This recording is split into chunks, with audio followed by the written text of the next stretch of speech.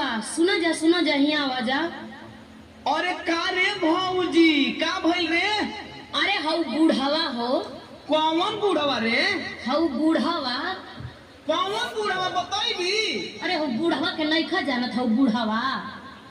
कौन बूढ़वा रे? खाली बूढ़वा बूढ़वा करबी कि नामवा बताइबी कि कौन बूढ़वा?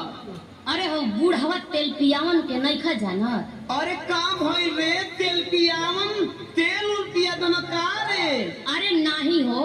अरे तब का भइल रे? सुना ए दीवाना बबुआ। अच्छा सुनाओ, अब तो सुने के बाकी न रह गई बा।